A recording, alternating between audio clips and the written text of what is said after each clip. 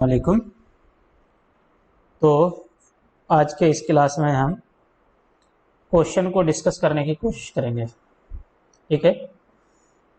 तो इसलिए हमने आज के जो चैप्टर है, टॉपिक है, उसका नाम रखा है प्रैक्टिस सेशन, ठीक है। तो चलिए शुरू करते हैं। सबसे पहला क्वेश्चन क्या है? अच्छा, सबसे पहले हमारे पास है कॉन्सेप्ट मैप, ठीक है। इस कॉन्सेप्ट मैप में वो सारी बातें हैं जो हमने अब तक देखी है, ठीक है। तो ये तो मैंने फॉर्मेलिटी के तौर पर लिख दिया है। बाकी आपको जब तक कॉन्सेप्ट रिवाइज नहीं होंगे क्वेश्चन करना आपके लिए मुश्किल होगा, ठीक है। तो देखते हैं क्वेश्चन नंबर 1 क्या है। क्वेश्चन नंबर 1 है, can speed of a body moving with a constant velocity change? ठीक है, क्या कह रहा है? Can speed of a body moving with A velocity constant velocity change, मतलब क्या किसी ऑब्जेक्ट का स्पीड चेंज हो सकता है अगर वो कांस्टेंट वेलोसिटी से मूव कर रहा हो? तो आंसर क्या होगा? नो। क्यों? क्योंकि जब वेलोसिटी कांस्टेंट है तो डेफिनेटली स्पीड भी कांस्टेंट होगा। क्यों? क्योंकि स्पीड स्केलर क्वांटिटी और ये वेक्टर क्वांटिटी है, मतलब किसी पार्टिकुलर डायरेक्शन में ये मूव कर रहा होगा एक कांस्टेंट वेलोसिटी से, तो वहां पर स्पीड भी क्या हो जाएगा? कांस्टेंट हो जाएगा, ठीक है। तो अगर वेलोसिटी कांस्टेंट है तो स्पीड भी कांस्टेंट होगा, स्पीड चेंज नहीं हो सकता। नेक्स्ट क्वेश्चन है, can the velocity of a body moving with a uniform speed change? क्या ऑब्जेक्ट की वेलोसिटी बदल सकती है अगर वो यूनिफॉर्म स्पीड से चल रहा हो? तो मेरे ख्याल से इस डायग्राम को देखकर आपको कुछ याद आ गया होगा। हाँ, यूनिफॉर्म सर्कुलर मोशन को याद करो। स्पीड क्या होता है? यहाँ कांस्टेंट होता है, लेकिन डायरेक्शन बदलने की वजह से वेलोसिटी बदल सकती है, ठीक है। तो आंसर है yes, for example circular motion, ठीक है, for example circular motion. Next question, can average speed of a moving body be zero? क्या एवरेज स्पीड किसी मूविंग बॉडी का जीरो हो सकता है? ठीक है, मतलब कोई ऑब्जेक्ट अगर मूव कर रहा है तो क्या मूव कर रहा है, रेस्ट पे नहीं है, तो क्या उसका एवरेज स्पीड जीरो हो सकता है? नेवर, है ना, कभी नहीं होगा। चूंकि कुछ ना कुछ मूव कर रहा है तो कुछ ना कुछ डिस्टेंस कवर किया होगा कुछ किसी टाइम में, तो इसलिए उसका एवरेज स्पीड जीरो नहीं हो सकता। समझ में बात है कि नहीं? समझ में बात है कि नहीं? ये यहाँ पर जो है कैन एवरेज, ये दोनों यहाँ पे वेलोसिटी था, ठीक है। इस क्वेश्चन में यहाँ क्या था? वेलोसिटी था, ठीक है ना।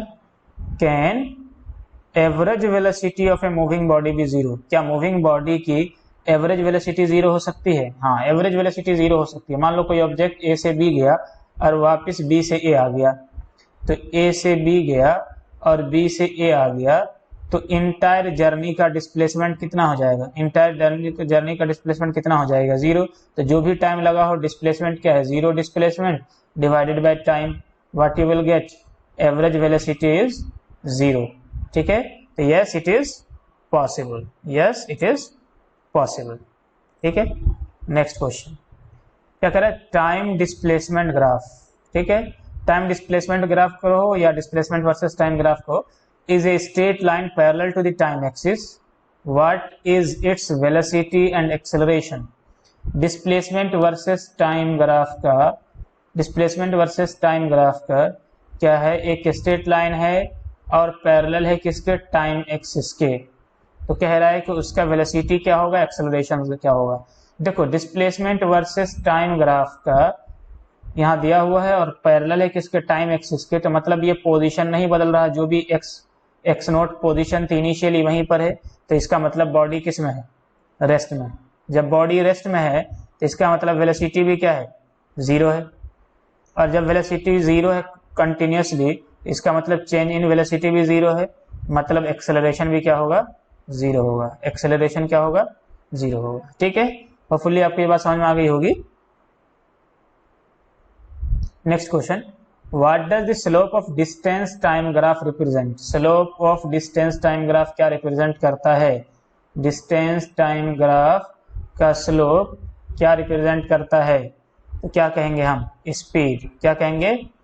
स्पीड, ठीक है ना। क्या रिप्रेजेंट करता है? स्पीड रिप्रेजेंट करता है।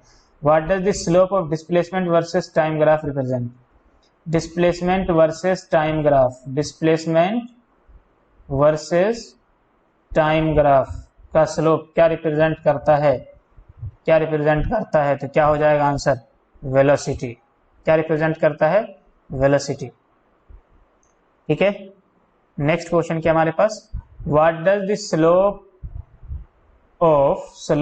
ऑफ यहाँ पे ऑफ होगा बीच में, slope of, what does the slope of velocity time graph represent, velocity time graph का स्लोप क्या रिप्रेजेंट करता है।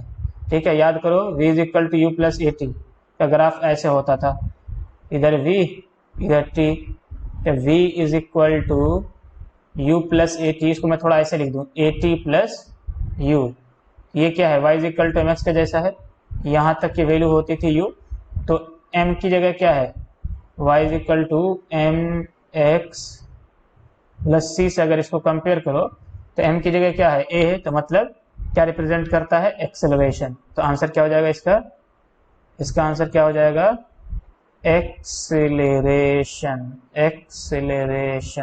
क्या रिप्रेजेंट करता है, एक्सेलरेशन। ठीक है, what does the acceleration of a body moving with a constant velocity, कोई ऑब्जेक्ट अगर कांस्टेंट वेलोसिटी से मूव कर रहा है, मतलब वेलोसिटी वक्त के हिसाब से नहीं बदल रही है, वेलोसिटी वक्त के हिसाब से नहीं बदल रही है, क्या रह रहा है, फिक्स रह रहा है, तो इसका मतलब यहाँ पर स्लोप क्या है, इसका स्लोप क्या है, जीरो है। स्लोप क्या है, जीरो है, टेन थीटा की वैल्यू जीरो होगी, तो मतलब एक्सेलरेशन क्या हो जाएगा, जीरो हो जाएगा। ठीक है, वेलोसिटी नहीं बदल रही है।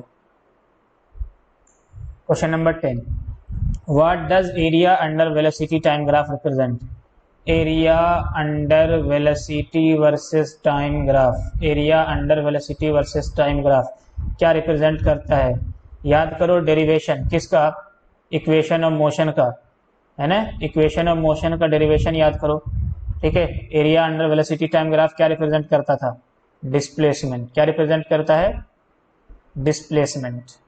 ठीक है, क्या होगा, डिस्प्लेसमेंट, क्या होगा, डिस्प्लेसमेंट। ठीक है ना, तो डिस्प्लेसमेंट होता है। चलो, a car start moving with 20 meter per second and its velocity become 80 meter per second after 6 second, I think मेरे ख्याल से calculate its acceleration। ठीक है, ये क्वेश्चन तुमसे हो जाएगा लेकिन फिर भी मैं कर दे रहा हूँ। u क्या है, देखो initial velocity 20 metre per second है, v कितना है, 80 मीटर पर सेकेंड है, टाइम कितना है, 6 सेकेंड है। तो देखो एक्सेलरेशन का फॉर्मूला क्या होता है, v minus you by T, या फर्स्ट इक्वेशन ऑफ मोशन लगा दो, v minus you by T. ठीक है ना, तो यहाँ से कितना आ जाएगा, 80 minus 20 bye 6, what you will get, 60 by 6, the result is what, 10 metre per second square, 10 metre per second square. ठीक है ना, यही हो जाएगा 10 मीटर पर सेकेंड स्क्वायर। यहाँ पर सॉल्यूशन है, यहाँ से भी आप देख सकते हैं। ठीक है ना, नेक्स्ट क्वेश्चन क्या कह रहा है, time displacement graph of two bodies A and B are shown below, which one has larger velocity। तो देखो डिस्प्लेसमेंट वर्सेस टाइम ग्राफ का स्लोप क्या रिप्रेजेंट करता था, स्लोप रिप्रेजेंट करता था किसको, वेलोसिटी को, और स्लोप किसके बराबर होता है, टेन थीटा के, किसके बराबर होता है, टेन थीटा के।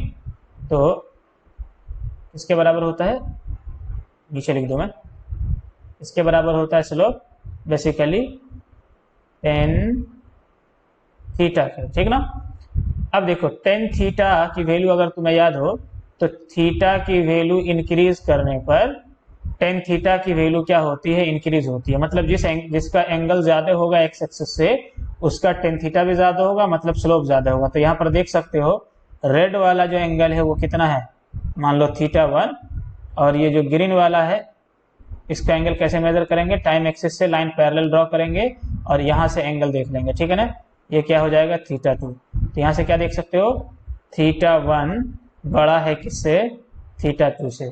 तो मतलब tan θ1 बड़ा होगा tan θ2 से, मतलब tan θ1 बड़ा होगा tan θ2 से, ठीक है ना। मतलब velocity of A is greater than velocity of B, ठीक है ना। तो बी की वेलोसिटी क्या है, ज़्यादा है। Next question, a body starts moving with initial velocity this, ये क्या हमारा u है, and acceleration 20 metre per second square, ठीक है। How much distance will it cover in 4 second, 4 second में कितना डिस्टेंस ये कवर करेगा। Also calculate its average speed during this time interval, ठीक है। मेरे ख्याल से ये क्वेश्चन मैंने पिछले स्लाइड के अंदर कर दिया है, ठीक है, समझ में बात है, लेकिन दोबारा से कर दे रहा हूँ। तो इस स्पीड कैसे, मतलब डिस्टेंस कैसे निकाल लेंगे, S equal to U T plus half A T square, ठीक है ना। तो u कितना है हमारा, 50 है, 50 u कितनी है हमारा, u की वैल्यू कितनी है 50, और t की वैल्यू कितनी है, t की वैल्यू है 4, तो ये क्या हो जाएगा 4 प्लस हाफ इंटू ए कितना है हमारा 20 इंटू 4 का स्क्वायर यानी कि 16। तो इसकी वैल्यू अगर कैलकुलेट करो, तो यहाँ से तो हो जाएगा 200, ठीक है, यहाँ से हो जाएगा 200, और यहाँ अगर काट दोगे इसको, ये हो जाएगा देखो 10, 16 इंटू 10, 4 का स्क्वायर 16 इंटू 10, ये हो जाएगा 160, कितना हो जाएगा 160। तो 200 इधर, ये 200 है, 200 और 160 कितना हो जाएगा 360 मीटर, ठीक है।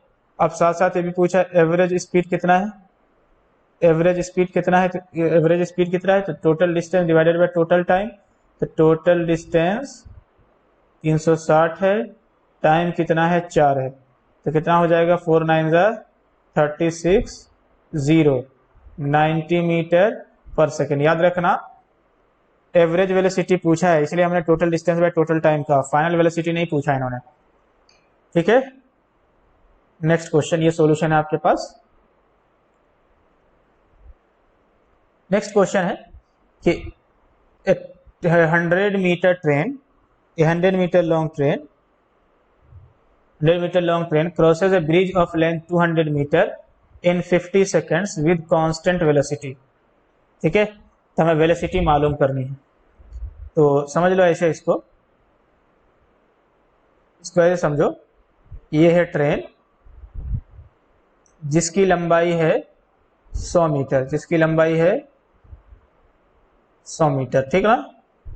चलो जी, सामने यहाँ पर एक ब्रिज है ऐसे जिसकी लंबाई है 200 मीटर, ये इनिशियली है, तो क्रॉस करने की बात हो रही है, तो अभी ये क्रॉस करना स्टार्ट किया है, तो ये मतलब ये इनिशियल कंडीशन है, ये क्या है इनिशियल कंडीशन है, ठीक है। फाइनली कैसा होगा, कुछ क्रॉस कब कर पाएगी ट्रेन, जब ये ट्रेन कुछ ऐसा हो जाए, मतलब ये 200 और ये कितना है 100, ठीक है ना। तो मतलब जब ट्रेन का ये वाला पोर्शन यहाँ आ जाएगा, मतलब समथिंग यहाँ, तो इंजन ने कितना डिस्टेंस कवर किया हकीकत में 300 मीटर कवर किया है ना, 300 मीटर कवर किया है, तब क्रॉस कर पाया है, ठीक है ना। टाइम कितना लगा है 50 सेकेंड, ठीक है। तो स्पीड कितना हो जाएगा, क्योंकि कांस्टेंट वेलोसिटी से गया है, तो v का फॉर्मूला क्या होता है डिस्टेंस अपॉन टाइम, तो कितना हो जाएगा 300 डिवाइडेड बाय 50, 300 डिवाइडेड बाय 50, एक जीरो से एक जीरो खत्म, 5 6 30, that will become 6 metre per second, कितना हो जाएगा 6 मीटर पर सेकेंड हो जाएगा, ठीक है। समझ में आ गई बात है, एवरेज स्पीड कितनी हो जाएगी, मतलब इस वेलोसिटी कितनी हो जाएगी 6 मीटर पर सेकेंड। ये सॉल्यूशन, ये डायग्राम है पहला, ये दूसरा डायग्राम। फाइनली कैसा होगा, डिस्टेंस ट्रेवल बाय ट्रेन क्या हो जाएगा, BC plus AB 300 metre. Next question, next question है what is wrong with the following graph. ये कह रहा है कि इन दोनों ग्राफ के साथ क्या गलती है, वो गलती ढूंढना है। ठीक है, तो पहला ग्राफ देखो, डिस्टेंस वर्सेस टाइम का ग्राफ है।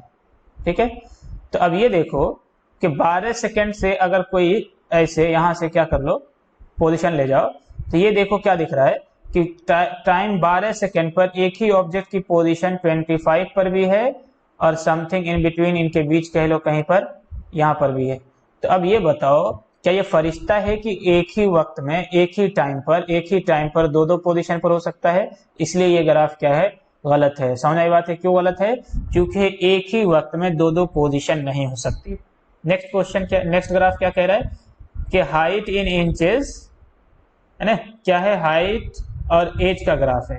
तो मतलब इधर है हाइट इंच में और इधर क्या है, एज है, इधर क्या है, एज है। समझ में आ गई बातें। तो अब देखो जैसे जैसे मतलब जब पैदा हुआ था तो 60 इंच का था, ठीक है, और जब क्या कर रहा है, एज इसकी बढ़ रही है, तो देखो हाइट छोटी हो रही है, जो कि प्रैक्टिकली पॉसिबल नहीं है। इसलिए ये इंफॉर्मेशन क्या है, गलत है। प्रैक्टिकली ऐसा पॉसिबल नहीं है कि इंसान किसी की हाइट क्या हो, पर्सन की हाइट बढ़े, एज बढ़े और हाइट क्या हो जाए, छोटी हो जाए। ठीक है ना, तो इसलिए ये क्या है, इसके साथ इन दोनों ग्राफ के साथ रॉन्ग है। ठीक है, गलतियां थी। नेक्स्ट क्वेश्चन क्या कह रहा है, velocity time graph of particle moving along a straight line is shown in figure. एक पार्टिकल किसी स्ट्रेट लाइन पर मूव किया था, ठीक है, स्ट्रेट लाइन पर मूव किया था, जिसका ग्राफ यहां पर दिया हुआ है, वेलोसिटी वर्सेस टाइम ग्राफ। क्या कह रहे हैं, इज द मोशन यूनिफॉर्म। पहला सवाल है इज द मोशन यूनिफॉर्म, क्या मोशन यूनिफॉर्म है। तो देखो यूनिफॉर्म मोशन कब होता है, जब वेलोसिटी क्या रहे, कांस्टेंट रहे। वेलोसिटी क्या रहे, कांस्टेंट रहे। तो तुम ग्राफ से देख सकते हो कि वेलोसिटी कांस्टेंट नहीं है, वेलोसिटी कांस्टेंट नहीं है। देखो यहाँ पर वेलोसिटी इंक्रीज करते हुए कहीं 2 मीटर पर सेकेंड पे हो गई, फिर रिटार्ड करके कहाँ चली गई, 6 मीटर पर सेकेंड पे। अब कह रहा है इज द एक्सेलरेशन यूनिफॉर्म, क्या एक्सेलरेशन यूनिफॉर्म है। तो एक बात देखो, वेलोसिटी वर्सेस टाइम ग्राफ का स्लोप रिप्रेजेंट करता है एक्सेलरेशन। तो 0 से 4 सेकंड तक के लिए देखो एक्सेलरेशन कितना है, क्या निकालोगे, स्लोप निकाल दें। इस ट्रायंगल के हिसाब से ये है 2 और ये है 4, तो 2/4 कितना आ रहा है, कितना आ रहा है, 0.5 यानी 1/2 0.5 मीटर पर सेकेंड स्क्वायर। ठीक है, 0 से 4 के लिए। और 4 से 6 के लिए देखो कितना है, 4 से 6 के लिए देखो कितना है, वेलोसिटी कहाँ है, फाइनल माइनस इनिशियल। तो फाइनल तो है 0, फाइनली कहाँ आ गया 0 पर, और इनिशियल वेलोसिटी कितनी थी 2। तो 0 - 2 डिवाइडेड बाय 0 - 2, 0 - 2, हाँ अब सही है, 0 - 2, हाँ 0 - 2 डिवाइडेड बाय 6 - 4। तो ये टाइम टेकन, ऊपर था वेलोसिटी, ये क्या आएगा एक्सेलरेशन। तो देखो यहाँ से क्या आ रहा है, -2/2, what you will get, -1 metre per second square, -1 metre per second square, जो कि क्या कह रहा है, नेगेटिव एक्सेलरेशन। मतलब वेलोसिटी क्या हो रही है, बदल रही है, वेलोसिटी क्या हो रही है, बदल रही है। ठीक है ना, तो is the acceleration uniform, acceleration uniform नहीं है क्योंकि एक्सेलरेशन बदला है। Does the particle changes its direction of motion, क्या पार्टिकल ने अपना डायरेक्शन ऑफ मोशन चेंज किया है, बिल्कुल चेंज किया है, तभी तो क्या है वेलोसिटी, नहीं, does the particle changes its direction of motion, नहीं डायरेक्शन ऑफ मोशन चेंज नहीं किया, ऐसा नहीं कह सकते। Particle, does the particle changes its direction of motion, नहीं डायरेक्शन ऑफ मोशन तो चेंज नहीं किया है, ये नहीं कह सकते। मतलब एक ही स्ट्रेट लाइन पर ये मूव करते हुए पहले 0 से स्पीड उनकी बढ़ी, फिर क्या हो गई, घट गई। ठीक है ना, तो क्वेश्चन में कह रहा है कि स्ट्रेट पाथ था। ठीक है ना, तो डायरेक्शन ऑफ मोशन चेंज नहीं किया है, एक्सेलरेशन चेंज हुआ है उसका, पहले वेलोसिटी बढ़ी फिर जो है वेलोसिटी घटी। ठीक है, find the distance covered from 0 to 4 second and from 4 to 6 second, 0 to 4 second and 6 to 4 second. तो अब हम जैसा कि जानते हैं कि area under velocity versus time graph क्या देता है, डिस्टेंस देता है या डिस्प्लेसमेंट देता है, ठीक है ना। तो देखो यहां से जरा कि पहला क्या कह रहा है 0 to 4 सेकेंड, तो 0 to 4 सेकेंड के लिए कौन सा एरिया निकालना पड़ेगा, इस ट्रायंगल का एरिया, ठीक है। तो देखो कितना हो जाएगा, हाफ इंटू बेस कितना है 4 और हाइट कितना है 2, ये कितना हो जाएगा 2 से 2 cancel, that will become 4 metre. 4 to 6 second के लिए, तो 4 to 6 सेकेंड के लिए किस ट्रायंगल का एरिया निकालना पड़ेगा, 4 to 6 सेकेंड के लिए किस ट्रायंगल का एरिया निकालना पड़ेगा, जरा गौर करो। 4 to 6 सेकेंड के लिए हमें एरिया निकालना पड़ेगा इस ट्रायंगल का, ठीक है ना। तो ये क्या हो जाएगा, हाफ इंटू बेस कितना हो जाएगा, देखो 6 में से 4 घटा दो, ये होगा बेस, ये कितना है 2 और हाइट कितनी है 2, तो ये कैंसिल आउट हो जाएंगे, कितना बचेगा 2 मीटर, कितना हो जाएगा 2 मीटर।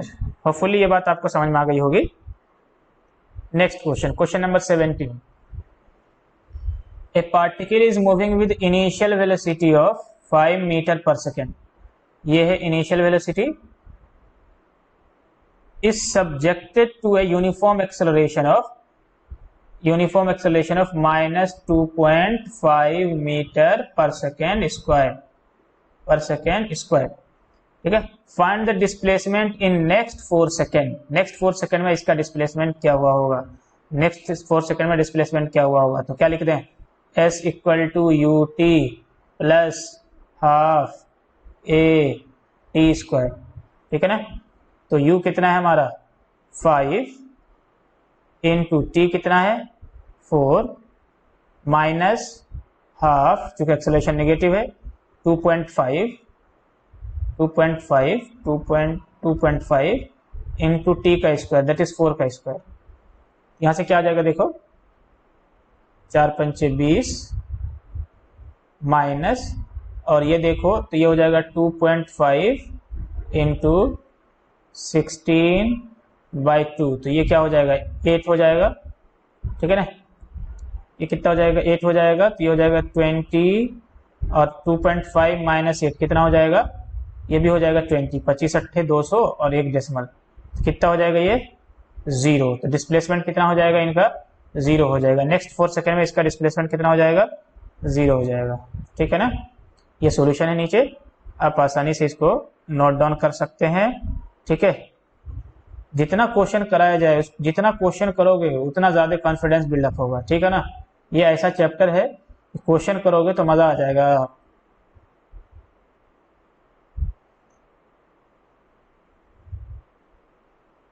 ठीक है, ठीक है। तो so after 4 second particle will be back at its initial position, ठीक है ना। Note that the distance traversed is not zero as the particle moves in the forward direction and then comes back to the initial position. Displacement zero नहीं, distance zero नहीं है, displacement zero है इनका, ठीक है ना। नेक्स्ट क्वेश्चन हमारे पास, what can you say about the nature of the motion of particle for which velocity time graph are given below? velocity time graph क्या है,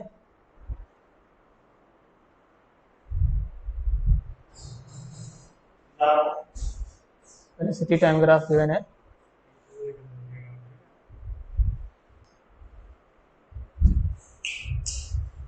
बैग निकाल दीजिए बाहर।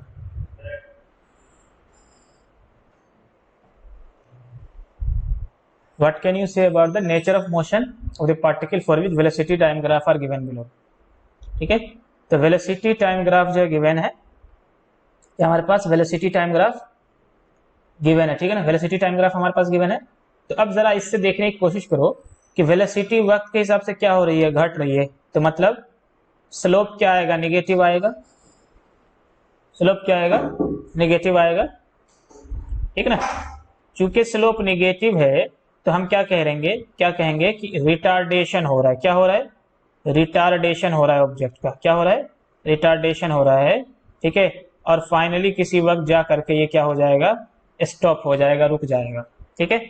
समझ में बात है। लेकिन ये रिटार्डेशन जो है वो क्या है, कांस्टेंट है, क्योंकि ग्राफ कैसा है, स्ट्रेट लाइन है, किसी कांस्टेंट रेट से क्या हो रहा है, रिटार्ड कर रहा है, ठीक ना। तो वेलोसिटी टाइम ग्राफ जो सेकंड ग्राफ है, ये फर्स्ट ग्राफ की इंफॉर्मेशन थी। सेकंड ग्राफ जो है उसमें देखो वेलोसिटी क्या कर रही है, पहले बढ़ रही है, तो मतलब यहां तो हो रहा है एक्सेलरेशन, ठीक है, फिर हो गया रिटार्डेशन, फिर हो गया एक्सेलरेशन, फिर हो गया रिटार्डेशन, ठीक है ना। तो मतलब ये जो है नॉन यूनिफॉर्मली एक्सेलरेटेड मोशन, समझ में बात है कि नहीं। यूनिफॉर्मली ये था यूनिफॉर्मली एक्सेलरेटेड मोशन, ये है नॉन यूनिफॉर्मली एक्सेलरेटेड मोशन। मतलब पार्टिकल जो है कभी उसकी वेलोसिटी एक्सेलरेशन पॉजिटिव हो रही है, कभी एक्सेलरेशन नेगेटिव हो रही है, फिर से एक्सेलरेशन पॉजिटिव हो गई, फिर से एक्सेलरेशन नेगेटिव हो गई, मतलब उसकी स्पीड बार बार क्या हो रही है, चेंज हो रही है। मतलब इसको ऐसे समझो कि ये रियल लाइफ से अगर सोचो तो मतलब समझो कोई बाइकर है जो कि बिजी ट्रैफिक वाले सड़क पर क्या कर रहा है, बाइक चला रहा है, तो मतलब पहले स्पीड इंक्रीज करता है, फिर ट्रैफिक आने की वजह से स्लो डाउन हो जाता है, फिर स्पीड इंक्रीज कर रहा है, ट्रैफिक आने की वजह से स्लो डाउन हो रहा है। कुछ इस तरह की इंफॉर्मेशन ये ग्राफ हमें दे रहा है, समझ में आई बात है कि नहीं, कुछ इस तरह की इंफॉर्मेशन ग्राफ हमें दे रहा है, ठीक है ना। तो क्या कह रहा है जरा इनको पढ़ लें।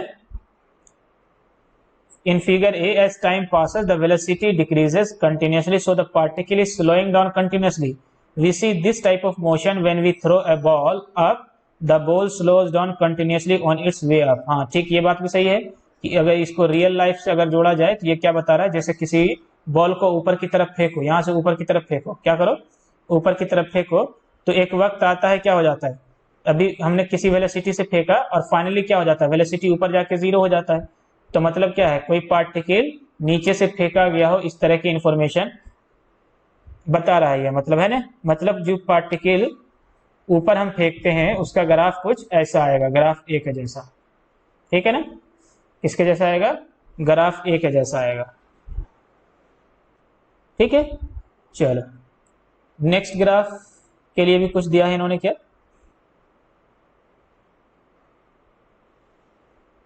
ठीक है। In case of figure B the velocity increases and decreases, ठीक है, अल्टरनेटली। इसका मतलब क्या है, as the velocity remain positive throughout, particle keeps moving in the same direction, ठीक है ना। समझ बात है कि नहीं है, समझ बात है, क्योंकि ग्राफ हमेशा पॉजिटिव है। ग्राफ पॉजिटिव का मतलब क्या है, नीचे की तरफ नहीं आया है, नीचे की तरफ नहीं आया, मतलब कहाँ यहीं से कहीं ऐसे नीचे आ जाता तब हम कहते डायरेक्शन बदला है, तो डायरेक्शन इसका तो सेम है, डायरेक्शन नहीं बदला, है ना। समझ बात है कि नहीं है, ये बस क्या है, स्पीड पार्टिकल का अब बढ़ रहा है फिर घट रहा है, ठीक है ना। तो ये कह रहा है type of motion when a driver drives a car on a straight busy road, ठीक है, he slows down by applying brake and speed up by accelerating alternatively for a large part of the drive, ठीक है ना। तो कुछ इस तरह का ग्राफ आता है, ठीक है। चलो नेक्स्ट क्वेश्चन क्या है, क्वेश्चन नंबर 19 हमारे पास कह रहा है कि एक a sound is heard 5 seconds later than lightning is seen in the sky on a rainy day. On a rainy day, find the distance of the location of lightning, है ना। Given है कि स्पीड ऑफ साउंड जो कितना है 346 metre per second है। क्या कह रहा है, साउंड हर्ड होता है, मतलब स्काई के अंदर यहाँ पर क्या है, क्लाउड है, यहाँ पर क्या है, क्लाउड है, ठीक है ना, यहाँ क्या है, क्लाउड है, ठीक है। तो यहाँ पर क्या हुआ, लाइटनिंग हुआ, क्या हुआ, लाइटनिंग अकर हुआ, और जब लाइटनिंग अकर हुआ यहाँ से क्या हुआ, ऐसे लाइटनिंग अकर हुआ, तो स्ट्रीक ऑफ लाइट जब दिखी उससे 5 सेकंड के बाद, उससे हाँ 5 सेकंड के बाद क्या होता है, थंडर सुनाई देता है। तो इसका मतलब क्या है, देखो लाइटनिंग और थंडर एक ही वक्त में होता है, ये जानते हैं हम, ठीक है, लोअर क्लास से 8वीं क्लास के सब नेचुरल फिनोमेना से। इसका मतलब जब लाइटनिंग हुआ था तब साउंड ट्रेवल करना शुरू किया था, लेकिन हमारे पास पहुंचा है कितनी देर बाद, 5 सेकंड के बाद, किस स्पीड से, 346 मीटर पर सेकंड से। तो हम ये डिस्टेंस निकाल सकते हैं, कैसे, डिस्टेंस बराबर क्या हो जाएगा, speed into time, speed into time, that is 346 into 5 what you will gate, 6 5 30, 3 carry, ठीक है, 5 4 20 प्लस 3 23, 2 कैरी, 5 3 15, 15 प्लस 2 17, यानी कि 1730 मीटर, 1730 मीटर की हाइट पर यह फिनोमेना क्या हुआ है, अकर हुआ है, ठीक है ना, ठीक है। चलो ये सॉल्यूशन भी है तुम्हें गिवन, इससे भी नोट डाउन कर सकते हो, ठीक है। चलो क्वेश्चन आंसर सेशन यहीं पर खत्म होता है। नेक्स्ट टॉपिक है हमारे पास प्रोजेक्टाइल मोशन। ठीक है, तो ये प्रोजेक्टाइल मोशन मैंने आखिर में कंसीडर करने की कोशिश की है। तो ये जो है हमने फाउंडेशन सीरीज की वजह से इसको कंसीडर कर लिया है। 9th क्लास के अगर कोई बच्चे हैं, अगर वो चाहे तो इस टॉपिक को छोड़ सकते हैं। समझ में आई बात है कि नहीं? इस टॉपिक को क्या कर सकते हैं? छोड़ सकते हैं। लेकिन अगर उसको अपना फाउंडेशन मजबूत करना है थोड़ा, ठीक है, तो वो पढ़ सकता है। तो देखो, अब कोई पार्टिकल है, सपोज कर लो ऐसे, हाँ, कोई पार्टिकल है, जब हम उसको ऐसे ऊपर या नीचे थ्रो करते हैं तो ये वन डायमेंशनल होता है। क्या होता है? वन डायमेंशन होता है। लेकिन देखो क्रिकेट ग्राउंड में, अभी आईपीएल चल रहा है, जब बैट्समैन ऐसे मारता है तो क्रिकेट बॉल ऐसे जाके ग्राउंड के बाहर गिरती है।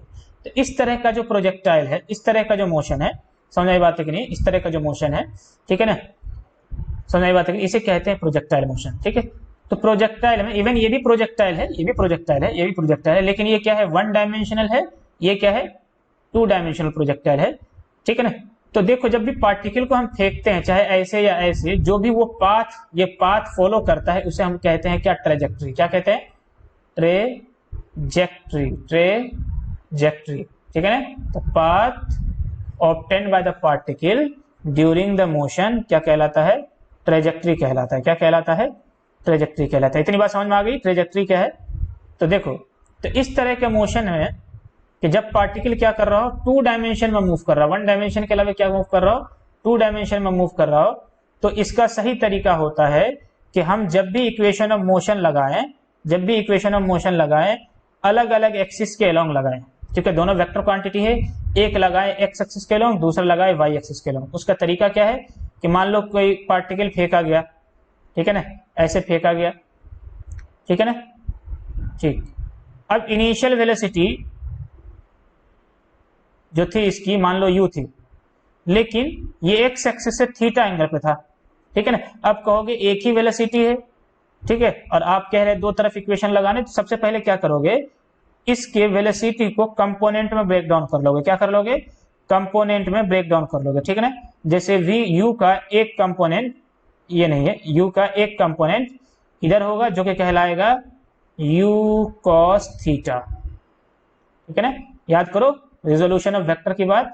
ये कोई वेक्टर है और ये अगर थीटा एंगल है तो x एक्सिस के अलोंग होता है u cos थीटा और y एक्सिस के अलोंग होता है u sin थीटा। इधर क्या हो जाएगा? u sin theta. इधर क्या हो जाएगा? u sin थीटा, ठीक है। क्या हो जाएगा? u cos theta and u sin theta. अब ऐसा करने के बाद अब ये देखो, x एक्सिस के अलोंग इतनी वेलोसिटी है इनिशियल वेलोसिटी, और y एक्सिस के अलोंग इतनी वेलोसिटी है इनिशियल वेलोसिटी। तो देखो y, ये जो x एक्सिस और y एक्सिस की वेलोसिटी होती है ना, ये एक दूसरे से इंडिपेंडेंट होता है। तो मतलब y वाला जो है इस हाइट को ले जाने के लिए रिस्पॉन्सिबल है, और x वाला जो है वो इधर डिस्प्लेस करने के लिए पॉसिबल है। तो इसीलिए इसकी वजह से पार्टिकल ऊपर जा रहा था और इसकी वजह से पार्टिकल फॉरवर्ड डायरेक्शन में मूव कर रहा था, जिसकी वजह से ओवरऑल डायरेक्शन ऐसी हो गई। तो ये क्या कर रहा था? ऊपर ले जा रहा था। तो हम क्या करेंगे?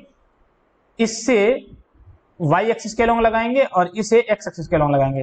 तो ये देखो, ये क्या है? पार्टिकल की मैक्सिमम हाइट है। ये क्या है? h मैक्सिमम है, और x एक्सिस के अलोंग जो डिस्टेंस है वो क्या कहलाता है? रेंज कहलाता है। क्या कहलाता है? रेंज कहलाता है। और यहां से वापस पार्टिकल को यहां आने में जो टाइम लगता है उसे कहते हैं टाइम ऑफ फ्लाइट। क्या कहते हैं? टाइम ऑफ फ्लाइट कहते हैं। समझ में आ गई बात है? तो यहां से जब पार्टिकल जाता है तो y एक्सिस के अलोंग यहाँ फाइनली यानी u y फाइनल वेलोसिटी इसकी क्या होती है? 0 होती है।